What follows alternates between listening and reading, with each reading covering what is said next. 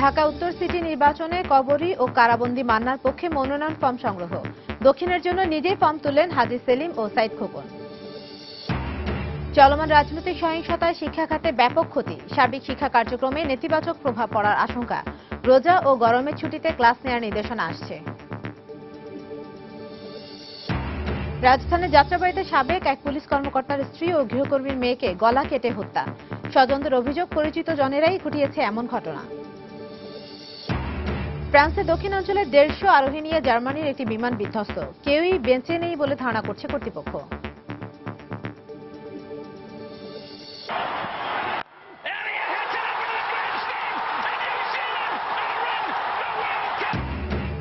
এবং শ্বাসরুদ্ধকর ম্যাচে দক্ষিণ আফ্রিকাকে 4 উইকেটে হারিয়ে প্রথমবারের মতো স্বপ্নের ফাইনালে নিউজিল্যান্ড। চোকার অপবাদ ঘুচল না প্রোটিয়াদের।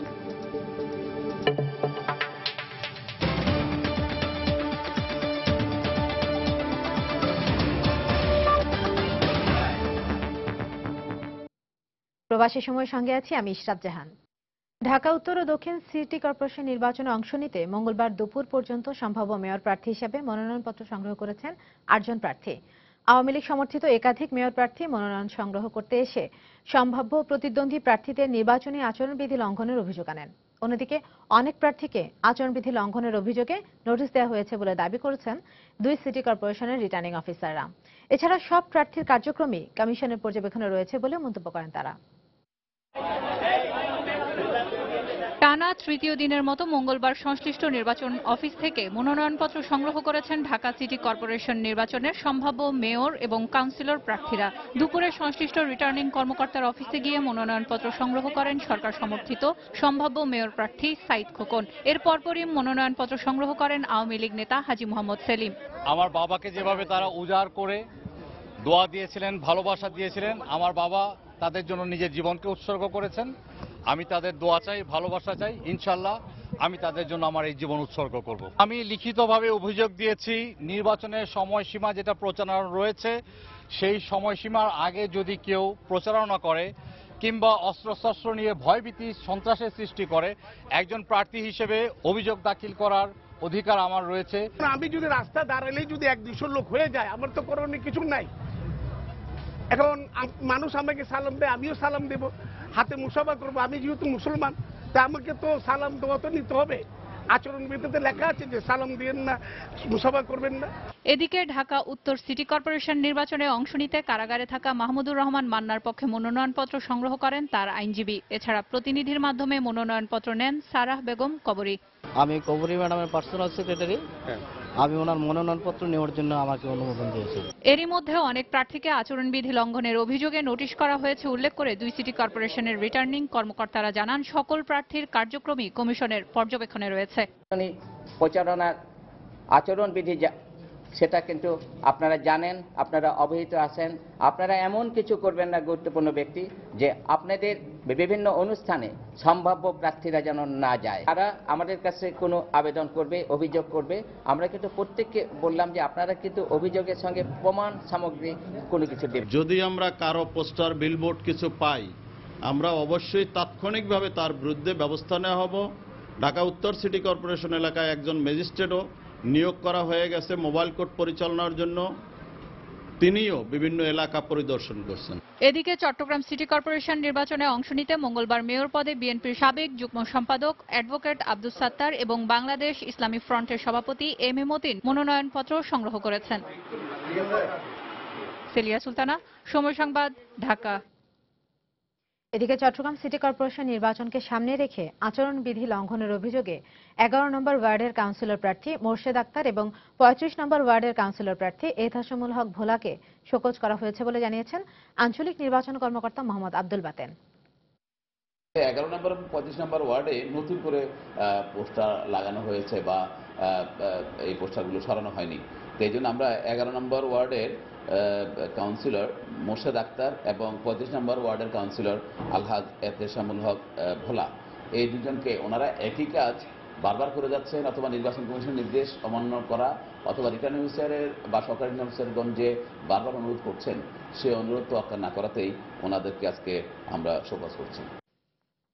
সরকার দলীয় সংসদ সদস্য কামাল আহমেদ মজুমদারের সঙ্গে শুভেচ্ছা সাক্ষাৎ করেছেন ঢাকা উত্তর সিটি কর্পোরেশনের সম্ভাব্য মেয়র পদপ্রার্থী আনিসুল হক।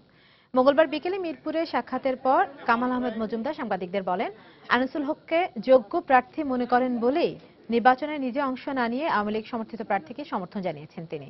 পরে আনিসুল হককে ফুল দিয়ে শুভেচ্ছা জানান পল্লবী ও মিরপুর থানা আওয়ামী লীগের নেতাকর্মীরা।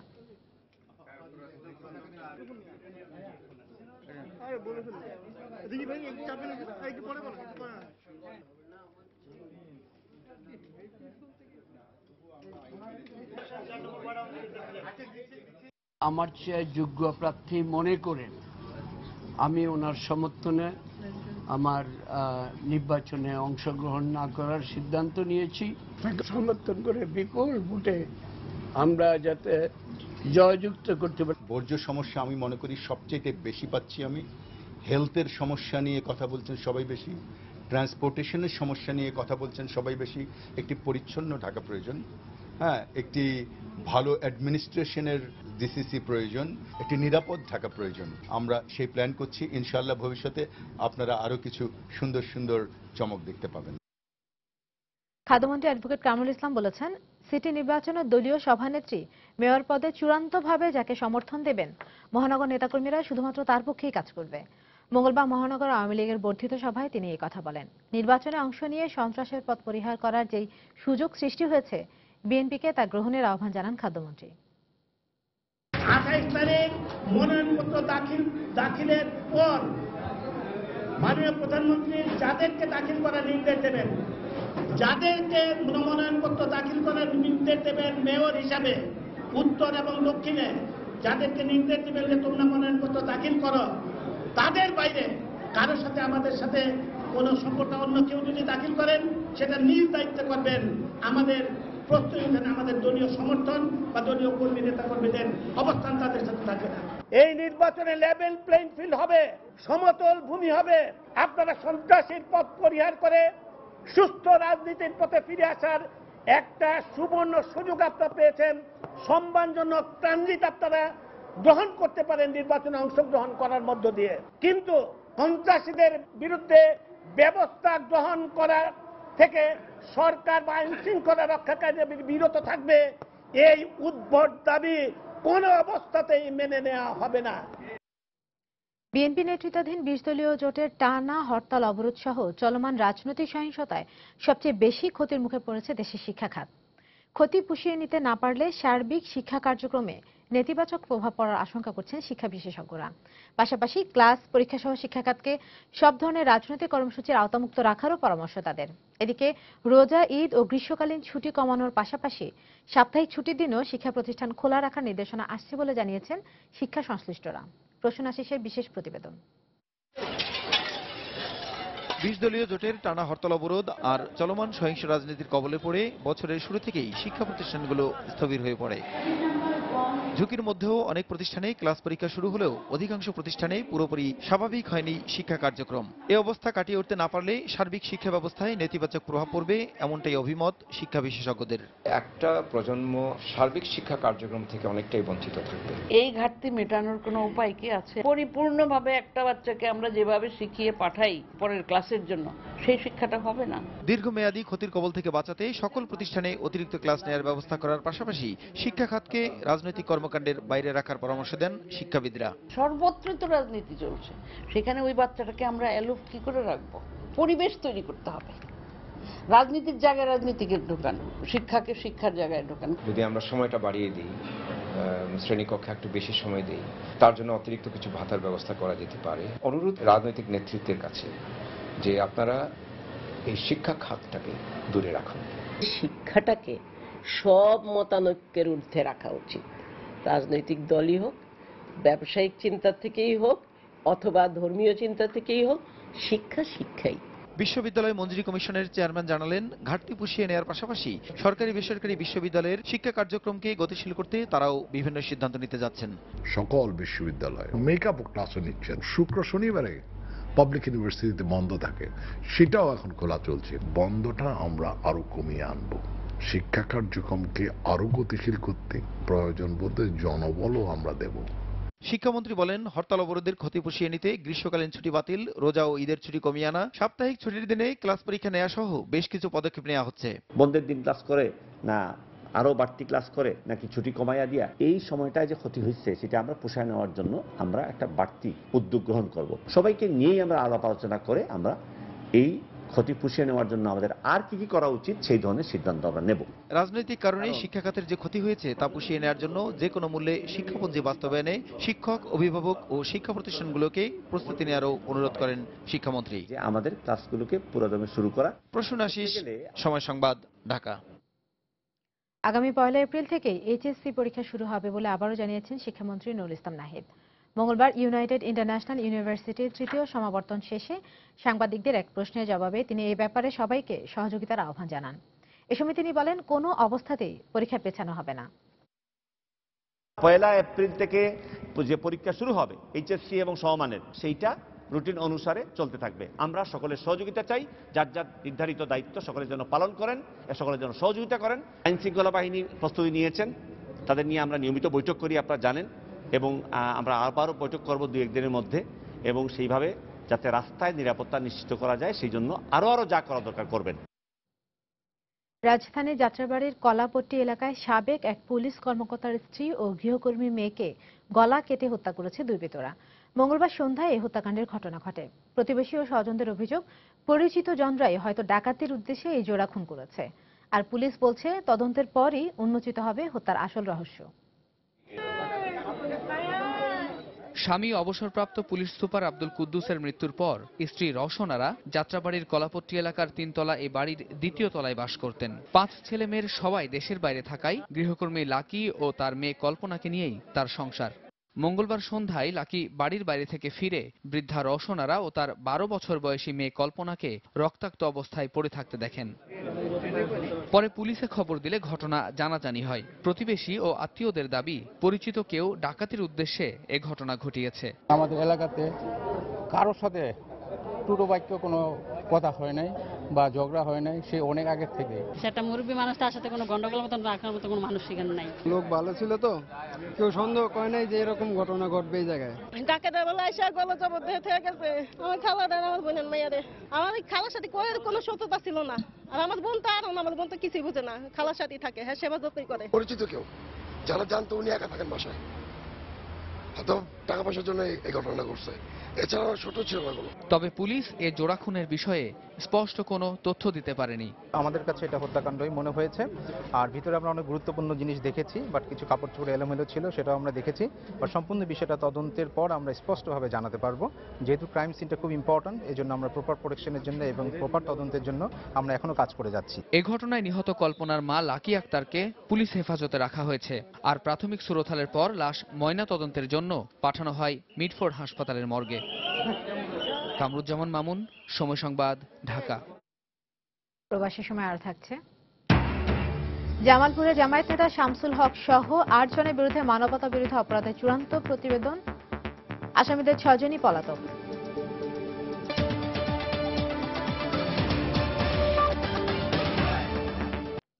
বাংলাদেশের অবকাঠামো খাতে কুয়েতকে আরও বেশি বিনিয়োগের আহ্বান জানিয়েছেন প্রধানমন্ত্রী শেখ হাসিনা। মঙ্গলবার গণভবনে কুয়েতের মিনিস্ট্রি অব ইন্টেরিয়রের under secretary lieutenant general Sulaiman Fahad Al Fahad প্রধানমন্ত্রীর সঙ্গে সাক্ষাৎ করতে গেলে তিনি এই আহ্বান জানান। কুয়েতে বাংলাদেশের বিপুল শ্রমশক্তির কথা উল্লেখ করে প্রধানমন্ত্রী বলেন, কুয়েত চাইলে বাংলাদেশ থেকে আরও বেশি জনশক্তি নিতে পারে।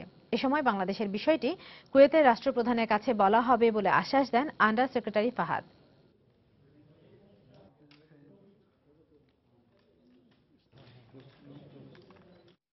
বিশ্বকাপ ক্রিকেটের খবর।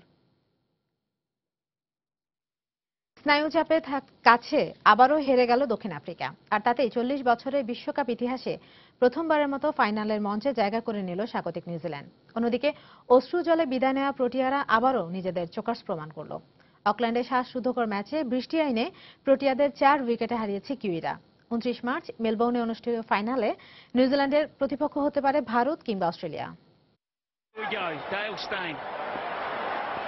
দারুণ রোমাঞ্চে বুথ তখন অকল্যান্ডের গ্যালারি। ইতিহাস রচনা করতে নিউজিল্যান্ডের প্রয়োজন 2 বলে 5 রান। আবছা থাকা স্বপ্নটাকে আকাশে ভাসিয়ে বল মাঠের বাইরে ফেলে কিউইদের রঙিন স্বপ্নের পূর্ণতা দিলেন এলিয়ট। আর তাতেই নিজেদের বিশ্বকাপের 40 বছরের ইতিহাসে প্রথমবারের মতো ফাইনালে মঞ্চে ওঠে কিউইরা। আর চতুর্থবারের মতো ফাইনালে ওঠার স্বপ্নভঙ্গের বেদনার সাথে সখ্যতা গড়ে পটিয়ারা জানান দিল আগামী 4 বছর বরাবরের মতোই জোকার্স উপাধি শুধুই তাদের নামে। এর আগের গল্পে টস হেরে ব্যাট করতে নামে দলীয় 31 রানে 2 ওপেনার আমলা ও ডিকককে হারায় দক্ষিণ আফ্রিকা। প্রাথমিক বিপদ সামাল দেন রুসো ও ডু প্লেসি। তবে রুসো 39 রানে কাটা পড়লে আবারও ইনিংস মেরামতের দায়িত্ব নেন ডু প্লেসি ও অধিনায়ক ভিলিয়ার্স। তাদের ব্যাটিংয়ে প্রাণের সঞ্চার ঘটে স্কোরবোর্ডে। কিন্তু বিশ্বমঞ্চে যে ক্রিকেট দেবতা বরাবরই নিষ্ঠুর প্রোটিয়াদের প্রতি, তাই অকল্যান্ডের ক্রিকেট আকাশে বৃষ্টি। তখন প্রোটিয়াদের সংগ্রহ ছিল 38 ওভারে 216 রান। 1 ঘন্টার বেশি সময় পর খেলা শুরু হলে পরের 5 ওভার ব্যাটিং করার সুযোগ পায় প্রোটিয়ারা। মিলারের মারমুখী 49 আর খ্যাপাটে ডিভিলিয়ার্সের 65 রানে মোট 281 রানের সংগ্রহ পায় আফ্রিকা। বৃষ্টি আইনে নিউজিল্যান্ডের টার্গেট দাঁড়ায় 298 রান। ওভার প্রতি আস্কিং রান রেট প্রায় 7 করে। কঠিন কিন্তু অসম্ভব কিছু নয়। তাই জবাব দিতে নেমে একরকম ম্যাচ পরবর্তী হাইলাইটস ব্রেন্ডন ম্যাককালামের ব্যাটে। তার ব্যাটিং তাণ্ডবে স্টেইন মর্কেলরা লাইন লেন্থ হারিয়ে ফেলেন। তবে ম্যাককালাম নামক সাইক্লোন থামে দলীয় 71 রানে। মাত্র 26 বলে 59 রানে প্যাভিলিয়নে ফেরার পথে দলের রানের চাকা করে যান গতিময়। কিন্তু রান তোলার ওই গতিতে তাল মেলাতে পারেননি উইলিয়ামসন, গাপটিল, টেইলররা। 149 রানে 4 উইকেট হারালে ম্যাচ কিছুটা হেলে পড়ে দক্ষিণ আফ্রিকার দিকে। কিন্তু দৃশ্যপট পাল্টাতে হাজির হার্ডিটার কোরি অ্যান্ডারসন। তার 58 রানের দুর্দান্ত ইনিংসে থামলেও স্বপ্ন জয়ে থামেননি এলিয়ট। তার 84 রানের অপরাজিত ইনিংসে চড়ে শ্বাসরুদ্ধকর ম্যাচ জিতে উল্লাসে মেতে ওঠে নিউজিল্যান্ড। হুমায়ুন কবির রোজ, সময় সংবাদ। এবার ফ্রান্সে বিমান দুর্ঘটনার খবর। জার্মানির বিধ্বস্ত বিমানের রেকর্ডার উদ্ধার করা হয়েছে বলে ফরাসি স্বরাষ্ট্রমন্ত্রী বরাতে জানিয়েছে সংবাদ মাধ্যম আরটি। ফরাসি পুলিশ জানিয়েছে বৈরী আবহাওয়ার কারণে আল্পস পর্বতমালায় বিমানের যাত্রীদের মরদেহ ও ধ্বংসাবশেষ উদ্ধার অভিযান ব্যাহত হচ্ছে। এরই মধ্যে স্পেন থেকে জার্মানিগামী ওই বিমানের 150 আরোহীর কেউই জীবিত নেই বলে জানিয়েছেন ফরাসি প্রেসিডেন্ট ফ্রাঁসোয়া ওলাদ। জার্মানির এয়ারলাইন্স জার্মান উইংসের ফ্লাইট 4U9525 বিধ্বস্ত হওয়ার কয়েক ঘন্টা পর আল্পস পর্বতে বিমানের ধ্বংসাবশেষ ও আরোহীদের খোঁজে শুরু হয় অভিযান। ফরাসি পুলিশ জানিয়েছে তুষারপাতের কারণে পাহাড়ি এলাকায় সন্ধান অভিযান চালাতে সমস্যা হচ্ছে। অভিযান শুরুর কিছুক্ষণ পরেই এর ভিডিও চিত্র প্রকাশ করে ফ্রান্স কর্তৃপক্ষ। এরই মধ্যে রুশ সংবাদ মাধ্যম আরটি জানায় বিধ্বস্ত বিমানের রেকর্ডার উদ্ধার করা গেছে বলে নিশ্চিত করেছেন ফরাসি স্বরাষ্ট্রমন্ত্রী। কিভাবে এ দুর্ঘটনা ঘটল তা নিশ্চিত না হলেও বিমানের আরোহীদের সবাই প্রাণ হারিয়েছেন। এরই মধ্যে সে শঙ্কা প্রকাশ করেছেন ফরাসি প্রেসিডেন্ট। কিভাবে এই দুর্ঘটনা ঘটলো তা এখনো পরিষ্কার নয়, তবে আমাদের মনে হচ্ছে আরোহীদের কেউ জীবিত নেই। এই বিয়োগাত্মক ঘটনায় যারা নিজেদের প্রিয়জন হারিয়েছেন তাদের প্রতি আমি সমবেদনা প্রকাশ করছি। মঙ্গলবার 144 যাত্রী ও 6 ক্রু সহ স্পেনের বার্সেলোনা থেকে জার্মানির ডুয়েসাল ড্রপে ফেরার পথে ফ্রান্সের আল্পস পর্বতমালায় বিমানটি বিধ্বস্ত হয়। ফ্রান্স ও স্পেনের সরকারি সূত্র জানায় 16 স্কুল শিক্ষার্থী সহ বিমানের 150 জন আরোহীর মধ্যে 67 জার্মান ও 45 জন স্পানিয়ার্ড। এ ঘটনার পরপরই পেরু সফরে থাকা জার্মানির প্রেসিডেন্ট বিমানের আরোহীদের পরিবারের প্রতি সমবেদনা জানান। আমি খুবই মর্মাহত। অনেকগুলো মানুষ জার্মানিতে ফিরছিল। তাদের পরিবারদের আহাজারি, কষ্ট আর বেদনা আমি উপলব্ধি করছি। আমি সেসব পরিবারকে বলতে চাই আমার চিন্তা ও ভাবনা আপনাদের সঙ্গে রয়েছে। বিমান দুর্ঘটনার খবর শুনে বার্সেলোনা ও ডুয়েসাল ড্রপ বিমানবন্দরে জড়ো হচ্ছেন আরোহীদের আত্মীয় স্বজনেরা। মর্মান্তিক এই ঘটনার পর পুরো ইউরোপ জুড়ে শোকের ছায়া নেমে এসেছে। বিমানের হতভাগা আরোহীদের স্মরণে ফরাসি ও ইউরোপীয় পার্লামেন্টে মৌনতা পালনের পাশাপাশি শোক প্রকাশ করা হয়। শরীফুল ইসলাম, সময় সংবাদ। এবার প্রবাসের খবর। পশ্চিমবঙ্গের বিশ্বভারতী বিশ্ববিদ্যালয়ে বাংলাদেশ ভবন নির্মাণের জন্য কর্তৃপক্ষকে 25 কোটি টাকা অনুদান দিয়েছে বাংলাদেশ সরকার। সোমবার বিশ্ববিদ্যালয়ের উপাচার্য সুশান্ত গুপ্তের হাতে 25 কোটি টাকার চেক হস্তান্তর করেন ভারত সফররত বাংলাদেশের শিক্ষা মন্ত্রণালয়ের অতিরিক্ত সচিব মোহাম্মদ হেলাল উদ্দিনের নেতৃত্বাধীন 3 সদস্যের প্রতিনিধি দল। 40 কোটি টাকা ব্যয়ে এই ভবন নির্মাণের মোট অর্থের প্রায় সিংহভাগই দিচ্ছে বাংলাদেশ সরকার। 2016 সালের শেষ দিকে ভবন নির্মাণের কাজ শেষ হবে বলে জানান উপাচার্য সুশান্ত গুপ্ত। সেই সঙ্গে দুই দেশের প্রধানমন্ত্রীর হাত দিয়ে ভবনের দ্বার উন্মোচন হবে বলেও আশা প্রকাশ করেন তিনি। 2014 সালের 3 মার্চ শান্তিনিকেতনে বাংলাদেশ ভবন নির্মাণের বিষয়ে বিশ্ববিদ্যালয় কর্তৃপক্ষের সঙ্গে একটি চুক্তি স্বাক্ষরিত হয় বাংলাদেশের।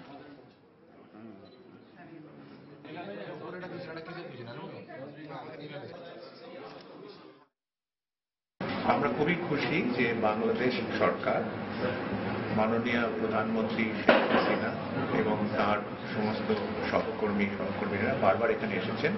তাদের ইচ্ছা যে এখানে একটা বাংলাদেশ ভবন তৈরি করা। আমরা অনেকটা এগিয়ে গেলাম, কারণ বাংলাদেশ আজকে আমাদেরকে আনুষ্ঠানিকভাবে আগাম 25 কোটি টাকার একটা চেক দিলেন, যাতে আমরা কাজটা শুরু করতে পারি। মানবতা বিরোধী অপরাধের অভিযোগে জামায়াত নেতা অ্যাডভোকেট শামসুল হক সহ জামালপুরের 8 জনের বিরুদ্ধে তদন্ত প্রতিবেদন চূড়ান্ত করেছে ট্রাইব্যুনালের তদন্ত সংস্থা। মঙ্গলবার রাজধানীর ধানমন্ডির সেফ হোমে এক সংবাদ সম্মেলনে এই তথ্য জানান ট্রাইব্যুনালের জ্যেষ্ঠ তদন্ত কর্মকর্তা সানাউল হক। এই 8 জনের বিরুদ্ধে 71-এ জামালপুরের বিভিন্ন এলাকায় হত্যা, গুম, আটক, নির্যাতনের 10টি অভিযোগের প্রমাণ পাওয়ার কথা জানিয়েছে তদন্ত সংস্থা। গত 2 মার্চ আন্তর্জাতিক অপরাধ ট্রাইব্যুনাল 2 আসামিদের বিরুদ্ধে গ্রেপ্তারি পরোয়ানা জারির পর অ্যাডভোকেট শামসুল হক ও SM ইউসুফ আলীকে গ্রেপ্তার করে পুলিশ। আর বাকি 6 জন আসামি পলাতক রয়েছে। চূড়ান্ত প্রতিবেদনটি বুধবার ট্রাইব্যুনালের প্রসিকিউশনে জমা দেওয়ার কথা রয়েছে।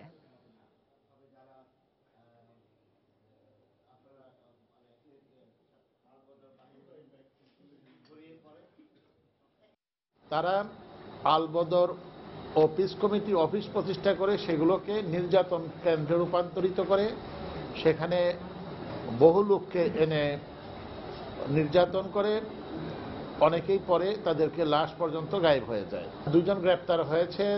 তারা রাজনৈতিক পরিচয়ে তখনই তারা জামাতে ইসলামী করতেন।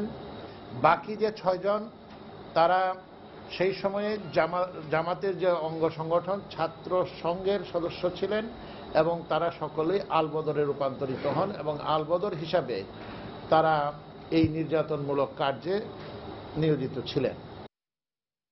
নারায়ণগঞ্জের 7 খুন মামলার প্রধান আসামি নূর হোসেনের অন্যতম সহযোগী রহম আলীর 7 দিনের রিমান্ড মঞ্জুর করেছেন আদালত। মঙ্গলবার মামলা তদন্ত কর্মকর্তা মামুনুর রশিদ মণ্ডল তাকে জিজ্ঞাসাবাদের জন্য নারায়ণগঞ্জ সিনিয়র জুডিশিয়াল ম্যাজিস্ট্রেট আদালতে হাজির করে 10 দিনের রিমান্ড আবেদন করেন।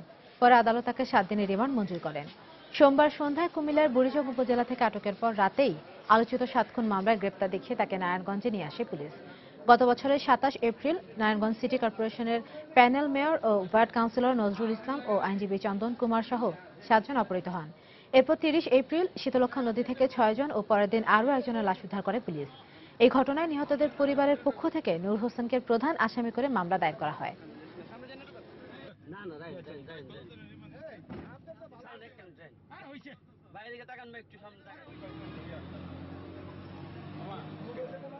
আজকে বিজ্ঞ আদালত উভয় পক্ষের শুনানি আনতে এই আসামিকে 10 দিনের পুলিশ রিমান্ড চাওয়া হয়েছিল, 7 দিনের পুলিশ রিমান্ড মঞ্জুর করেছে।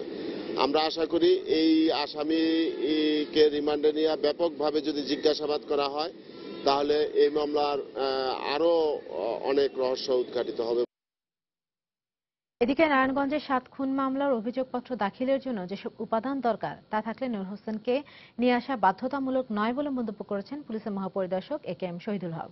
একজন আসামি পলাতক থাকা অবস্থায়ও অভিযোগপত্র দেওয়া যায় বলেও জানান তিনি। মঙ্গলবার নারায়ণগঞ্জ নগরীর মাসায়েদার পুলিশ লাইন্স মাঠে জেলা পুলিশ আয়োজিত সমাবেশ শেষে সাংবাদিকদের তিনি এই কথা বলেন। মামলা অভিযোগপত্র দাখিলের জন্য নূর হোসেন নিয়ে আসা এটা ম্যান্ডেটরি না, কারণ আমরা আমাদের একটা মামলার অভিযোগপত্র দাখিল করার জন্য যে সমস্ত সাক্ষ্য প্রমাণ দরকার সেইগুলি যদি থাকে তাহলে পলাতক অবস্থা কারোর বিরুদ্ধে চার্জশিট দেওয়া যায়। কাজে নূর হোসেনের পাইলাম না পেলাম সেটা বড় কথা না, চার্জশিট আমরা খুব শীঘ্রই ইনশাআল্লাহ চার্জশিট আমরা দাখিল করব এবং নূর হোসেনকে আনার চেষ্টা অব্যাহত থাকবে। যখন সরকার ভারত সরকার দেবে তখন তা নিয়ে আসবে।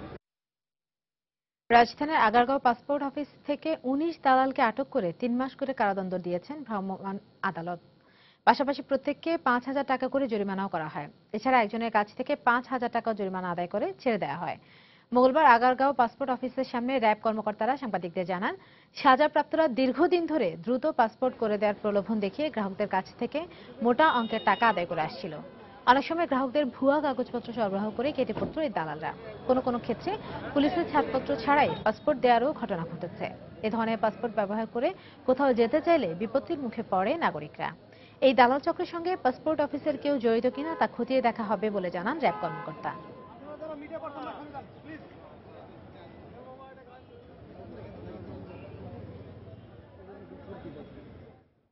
এমনকি কিছু কিছু ক্ষেত্রে তাদেরকে প্রলোভন দেখানো হয় যে সময়টা তাদের প্রয়োজন পাসপোর্ট একটা নর্মালি বের হয়ে আসার জন্য, তার চেয়ে কম সময় উইদাউট ভেরিফিকেশন তাদেরকে এই জাতীয় পাসপোর্ট প্রদান করে দেওয়ার ব্যবস্থা করবেন। তো এই জাতীয় প্রলোভন দেখিয়ে অনেকেই প্রলোভিত হয়ে যান এবং সেক্ষেত্রে তাদের ফাঁদে পা দেন এবং তাদের কাছ থেকে মোটা অঙ্কের অর্থ গুছিয়ে নেওয়ার পরে তারা তাদেরকে পাসপোর্ট তো দেনই না, বরং নানা ধরনের হয়রানিমূলক কার্যক্রমে তাদেরকে পর্যদস্ত করেন।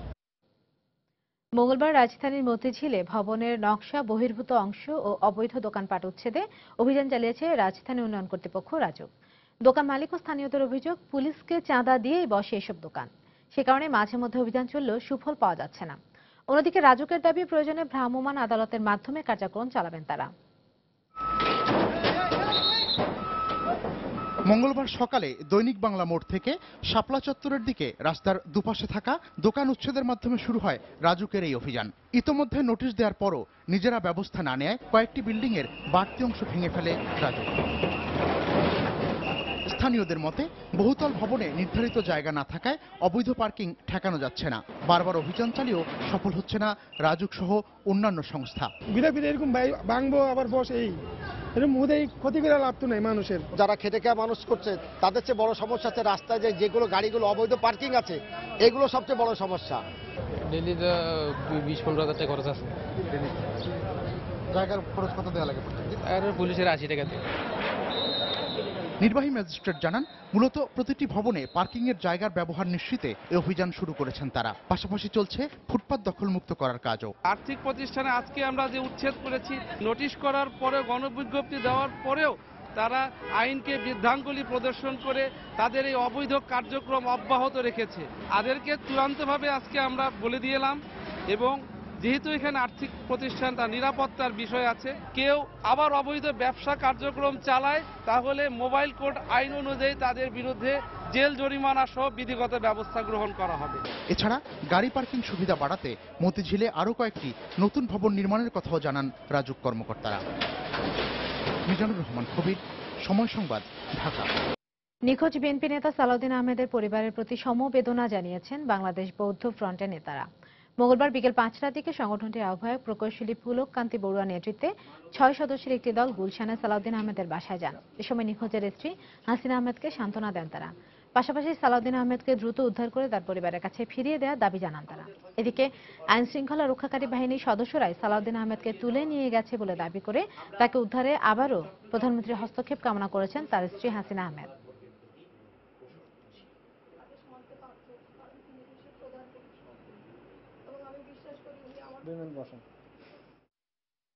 আইন শৃঙ্খলা বাহিনী তাকে নিয়ে গেছে, আমরা এই ব্যাপারে শতভাগ একেবারে নিশ্চিত। মাননীয় প্রধানমন্ত্রীও একজন মা, একজন স্ত্রী। আমি বিশ্বাস করি উনি আমার মনের কষ্ট অনুধাবন করে আইন শৃঙ্খলা বাহিনীকে নিশ্চয়ই নির্দেশ দিবেন যে অবিলম্বে যেন তাকে জনসম্মুখে হাজির করা হয়। চট্টগ্রাম সিটি কর্পোরেশন নির্বাচনে নগর বিএনপি সাধারণ সম্পাদক ডাক্তার শাহাদাত হোসেনকে মেয়র পদে দলীয় মনোনয়ন দেওয়ার দাবিতে বর্তমান মেয়র মঞ্জুর আলমের কুশপুত্তলিকা দাহ করেছে ছাত্রদল। মঙ্গলবার নগরীর প্রবর্তক মোড় এলাকায় ঝটিকা মিছিল বের করে চট্টগ্রাম বিশ্ববিদ্যালয় ছাত্রদল। পরে তারা সিটি কর্পোরেশন নির্বাচনে সম্ভাব্য মেয়র প্রার্থী এবং বর্তমান মেয়র মঞ্জুর আলমের কুশপুত্তলিকা দাহ করে। এ সময় তারা মঞ্জুর আলমকে আওয়ামী লীগ সমর্থক আখ্যা দিয়ে স্লোগান দেয়। পরে আইনশৃঙ্খলা রক্ষাকারী বাহিনী ঘটনাস্থলে উপস্থিত হলে তারা সেখান থেকে সরে যায়।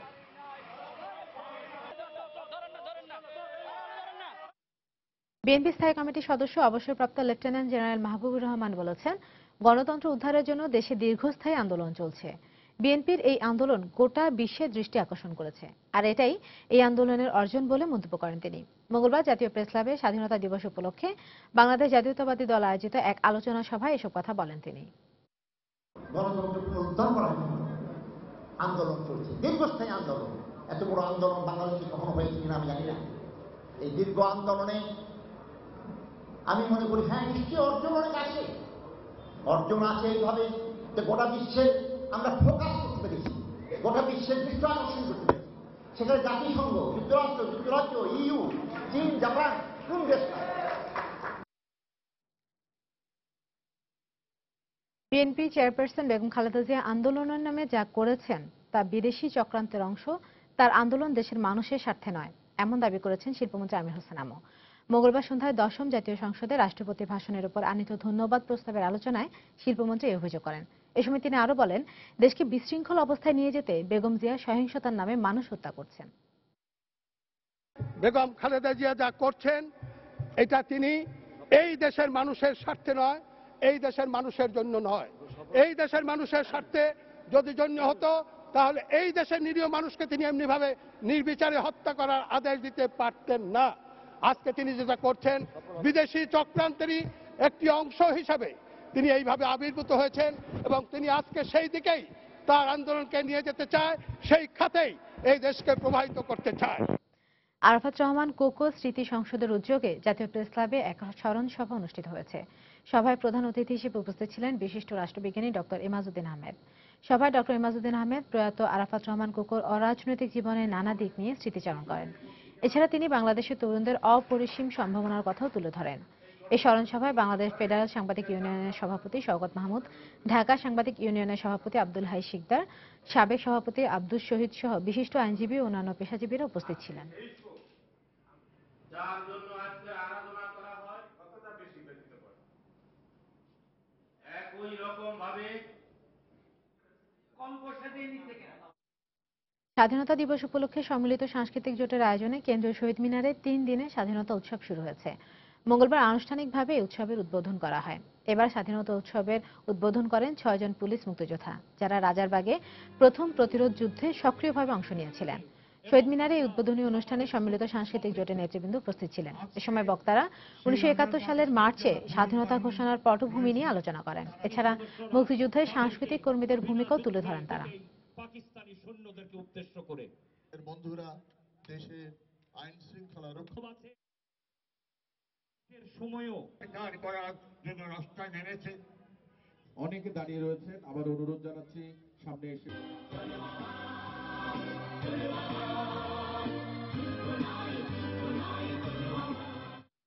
মহান স্বাধীনতা ও জাতীয় দিবস উপলক্ষে আয়োজিত সশস্ত্র বাহিনীর সমরাস্ত্র প্রদর্শনীতে সব ধরনের মানুষের বেশ আগ্রহ দেখা গেছে। বিভিন্ন যুদ্ধ সরঞ্জাম এত কাছ থেকে দেখার সুযোগ পেয়ে খুশি প্রদর্শনীতে আগতরা। আর আয়োজকরা বলছেন, সাধারণ মানুষকে সশস্ত্র বাহিনী সম্পর্কে জানাতেই এই প্রদর্শনী।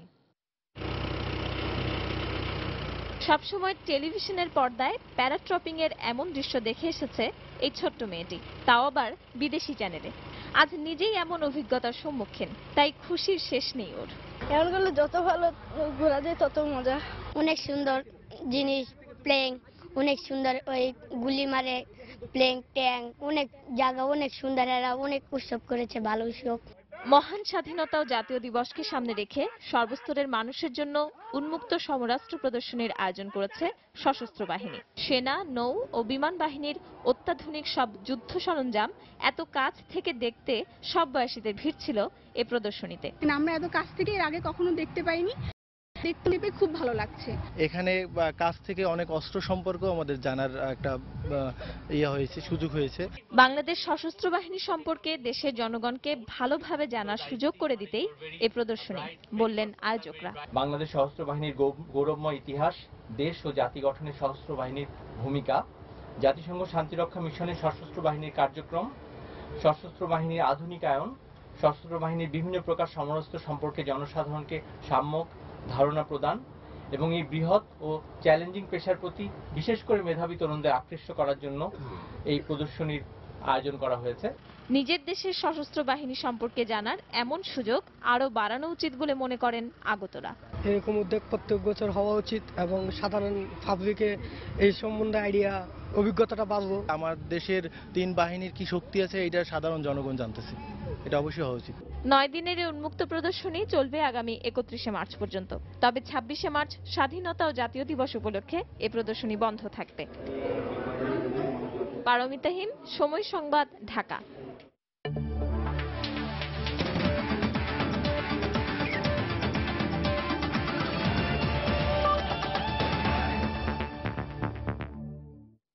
আবারও বিশ্বকাপের খবর। ইতিহাস রচনা করে বিশ্বকাপ ফাইনালের মঞ্চে পা রেখে উচ্ছ্বসিত স্বাগতিক নিউজিল্যান্ডের অধিনায়ক ম্যাককালাম। প্রোটিয়া অধিনায়ক অনাকাঙ্ক্ষিত বৃষ্টিকে দোষারোপ না করলেও ম্যাককালামের দৃষ্টিতে বৃষ্টি স্বাগতিকদের জন্য ছিল সৌভাগ্যের। অসাধারণ অনুভূতি, আমার জীবনের সেরা সময় এটি। তবে পুরোটা সময় দক্ষিণ আফ্রিকা আমাদের চাপে রেখেছিল। বৃষ্টি আমাদের সৌভাগ্য হয়ে এসেছে। সবাই দারুণ খেলেছে, কিন্তু ইলিয়টের ইনিংসটি ছিল অসাধারণ। আমরা দল হিসেবে সফল, তাই ফাইনালে প্রতিপক্ষ যেই হোক না কেন ইতিহাস রচনা করতেই মাঠে নামবো আমরা। জীবনের অন্যতম সেরা একটি ম্যাচ ছিল আজ। যোগ্য দল হিসেবেই নিউজিল্যান্ড ফাইনালে জায়গা করে নিয়েছে। আমরাও সর্বোচ্চ চেষ্টা করেছি। এর থেকে ভালো কিছু ছেলেদের কাছে আমি আশা করিনি। কোনো অনুতাপ ছাড়াই খালি হাতে দেশে ফিরতে হবে, কিন্তু ফাইনালে উঠতে না পারার কষ্ট তো থাকবেই। ভাগ্য বা খেলোয়াড়দের দোষারোপ করব না। মাত্র একটি ওয়ানডের অভিজ্ঞতা নিয়ে বিশ্বকাপের মতো বড় মঞ্চে খেলতে গিয়েছিলেন সৌম্য সরকার।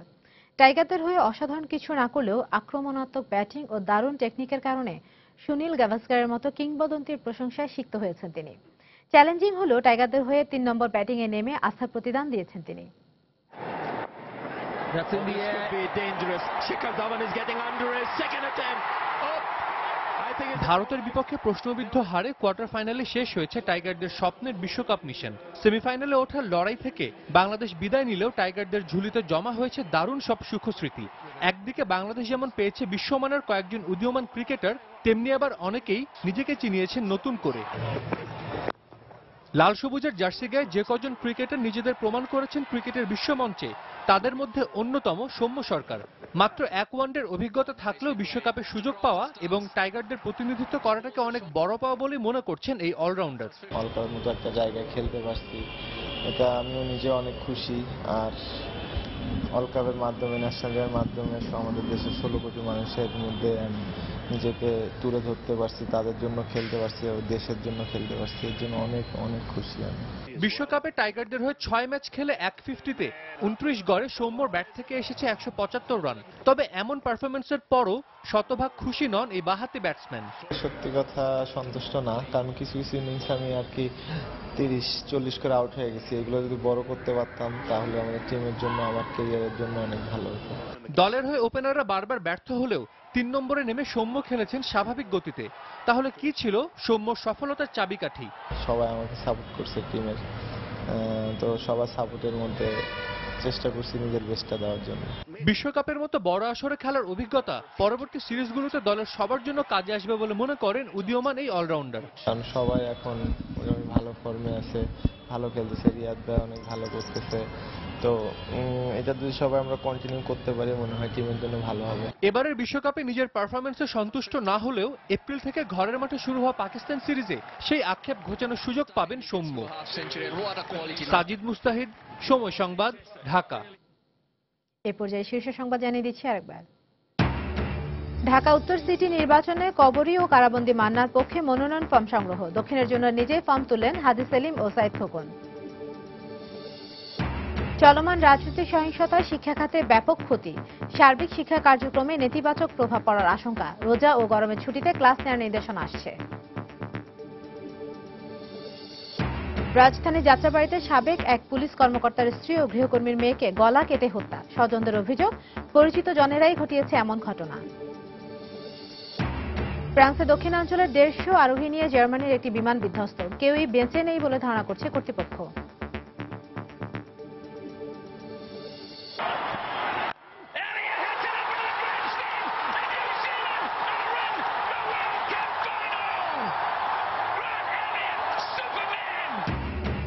এবং শ্বাসরুদ্ধকর ম্যাচে দক্ষিণ আফ্রিকাকে 4 উইকেটে হারিয়ে প্রথমবারের মতো স্বপ্নের ফাইনালে নিউজিল্যান্ড। চোকার অপবাদ ঘুচল না প্রোটিয়াদের। এই ছিল প্রবাসী সময়। যে কোনো খবর পেতে ভিজিট করুন সময়নিউজ.tv। যে কোনো রবি ও সিরিজল নম্বর থেকে সময় সংবাদের খবর, অনুষ্ঠান সূচি জানতে এবং যে কোনো তথ্য সময় সংবাদকে জানাতে ডায়াল করুন 16242 নম্বরে। এছাড়া এইমাত্র পাওয়া খবর আপনার মোবাইলে পেতে SMS করুন *দিয়ে লিখে পাঠিয়ে দিন 16242 নম্বরে। সঙ্গে থাকুন সময়।